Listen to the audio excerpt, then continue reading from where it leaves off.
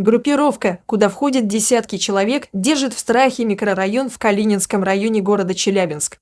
Когда в дело вмешались дружинники из русской общины, с ними попытались расправиться. Другой вопиющий случай произошел в Тобольске Тюменской области.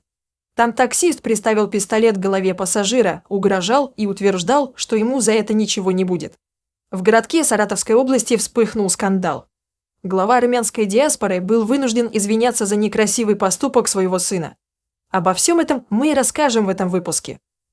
В районе Теплотехнического института в Челябинске, это на перекрестке проспекта Победы с улицы Кирова, к одиноко стоявшему активисту русской общины подошла группа мигрантов. О том, что в микрорайоне действует некая группа, которая обозначает себя по месторасположению в городе, общинники слышали. А теперь познакомились с ее участниками, так сказать, лицом к лицу. Изначально теплотеховские подошли к общиннику и сходу начали угрожать расправой из-за его внешнего вида. Воспользовавшись приложением «Община», наш соратник отправил сигнал СОС. После чего дружинники оперативно прибыли на место, рассказали в телеграм-канале «Русская община». Дружинники взяли под защиту парня и его друзей, но уже спустя пару минут на них самих напали те самые теплотеховские, но уже их было свыше 30 человек. Для устрашения и конспирации они надели балаклавы.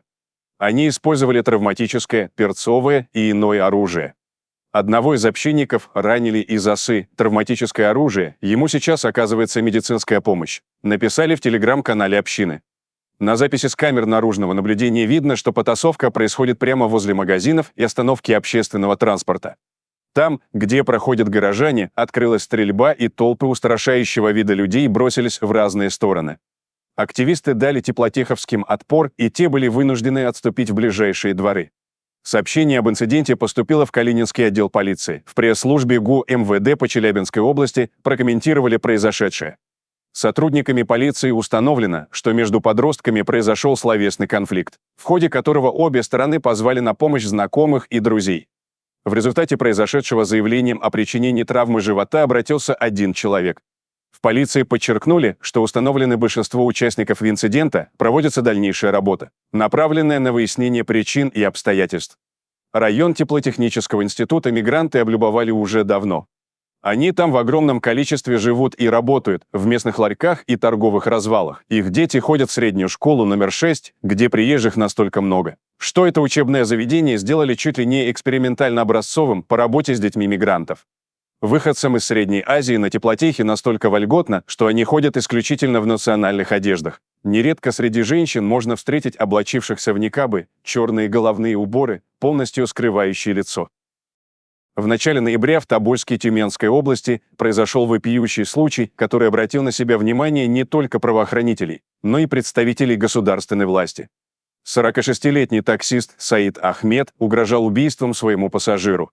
Агрессивный водитель приставил к голове участника СВО пистолет и нелицеприятно высказывался о солдатах российской армии. Источники сообщили, что задержанный в Тобольске таксист-кавказец приехал в другой город на заработки из Тольятти. Сам Саид Ахмед родом из Грозного, но последнее время жил и работал в Самарской области. Удалось выяснить, что мужчина ранее занимался ремонтами и строительством, но позже закрыл ИП и стал подрабатывать в такси на своем черном Ниссане. Некоторые СМИ пишут, что 46-летний Саид Ахмед имеет семью и детей. Однако журналистам не удалось подтвердить или опровергнуть эту информацию. ЧП в Тобольске произошло еще в десятых числах ноября, но об инциденте стало известно только спустя некоторое время, когда в сети появилась видеозапись того дня. На кадрах видно, что таксист приставил предмет, похожий на пистолет, к голове пассажира и рассказывает о том, как он ненавидит ВС РФ. Видео сняла сестра военнослужащего, которая в тот момент была на заднем сидении такси. Девушка незаметно для водителя включила камеру и засняла неопровержимые доказательства против него. Далее предоставим обработанный с учетом цензуры монолог таксиста, который с характерным акцентом рассказывает о своем отношении к российской власти и СВО. «Что мне мешает здесь тебя убить? Я по контракту убиваю тех, кто был в Сирии и на СВО. Можешь заявление подавать, все равно через знакомых за 50 тысяч рублей мне ничего не будет». Все это время Саид Ахмед держал пистолет возле виска пассажира. На опубликованную в социальных сетях информацию обратил внимание депутат Госдумы Александр Хинштейн. Он возмутился ситуацией и высказал надежду, что правоохранительные органы вскоре найдут данного таксиста и заведут на него уголовное дело. Во-первых, было бы неплохо проверить гражданство этого воинствующего таксиста. Во-вторых, не лишним будет уточнить, лежит ли у него в бардачке разрешение на хранение оружия, которым он угрожал пассажиру. В-третьих, совершенно точно здесь усматривается 119-я статья УК РФ «Угроза убийством или причинением тяжкого вреда здоровью». В-четвертых, надо выяснить, с кем он заключает контракты на устранение тех, кто был в Сирии и на СВО, написал в своем канале самарский депутат. Воинствующий таксист недолго оставался на свободе. Представитель МВД Ирина Волк написала в своем телеграм-канале: «В ходе мониторинга информационного пространства мои коллеги из МО МВД России Тобольской и Тюменской области обнаружили видеозапись, на которой запечатлено, как водитель приставил к голове пассажира, ветерана СВО, предмет, конструктивно схожий с пистолетом, и угрожает его убить. Сотрудники полиции незамедлительно начали проверку. В результате оперативно-розыскных мероприятий полицейские в кратчайшие сроки установили личность и задержали подозреваемого. После задержания его привезли на допросы в отделение, где вместо извинений он начал оправдываться за свои действия в отношении бойца. Полицейские опубликовали видео, где Саид Ахмед разговаривает уже без особого акцента. «За что задержан? Что делаешь на видео? Плохо отзываюсь. Пистолетом угрожаешь человеку. Ну, я бы не сказал, что это угроза. Дело было передано в СУСК России по Тюменской области. Следователи усмотрели в действиях фигуранта признаки экстремизма. На тольяттинца завели дело по факту покушения на убийство.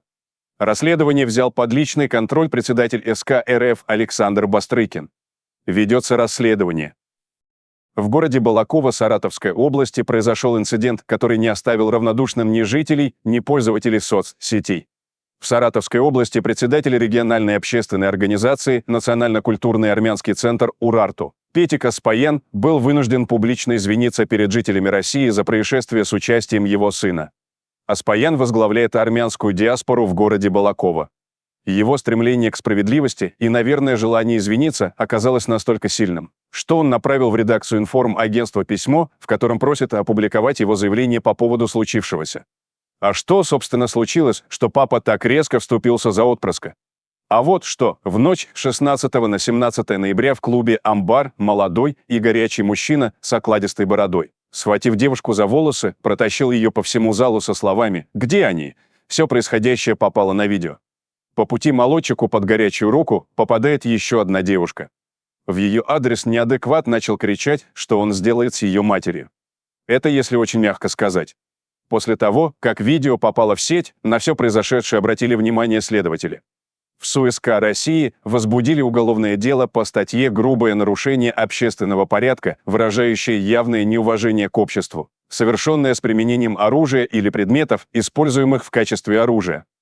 Вернемся к Петику. Глава диаспоры Аспаян решил посыпать голову пеплом и публично покаяться.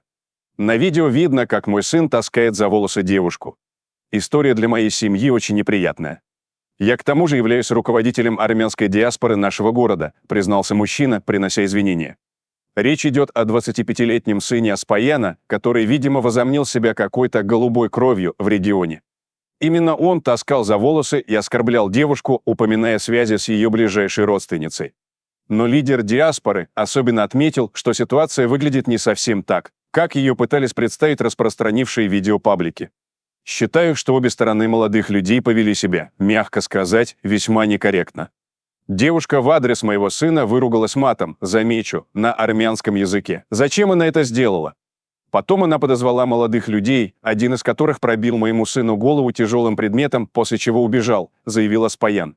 После этого, по его словам, сынуля и вцепился в волосы дамы и потащил ее по залу с криками «Где они?». У него просто взяли верх эмоции, отметил глава диаспоры, заявив, что все это всего лишь бытовые случаи, из которых не стоит раздувать межнациональный конфликт. Оно, конечно, может и так. Но почему-то в такие истории все чаще попадают именно дети руководителей диаспор. Не так давно в Челябинском Коркино представители цыганской диаспоры напали на таксистку, оставив без матери и кормилицы двоих детей. Тогда на массовые протесты местных жителей, которые вышли на улицы цыганского гетто, били окна в домах. Барон открыл стрельбу из огнестрельного оружия. В качестве жертвенного агнца выбрали 16-летнего глухонемого парня. Следствие разбирается, будем надеяться, точка будет поставлена на основании закона. При этом виновник инцидента в Саратовской области, принадлежащий к армянской диаспоре, по каким-то причинам не стал ждать заслуженного наказания, а срочно покинул пределы региона, и где он находится в данный момент, известно, наверное, только его отцу. Что думаете насчет всего этого, уважаемые зрители? Делитесь своими мыслями в комментариях и не забудьте подписаться на наш канал, если вы этого все еще не сделали. Всем добра, всем пока!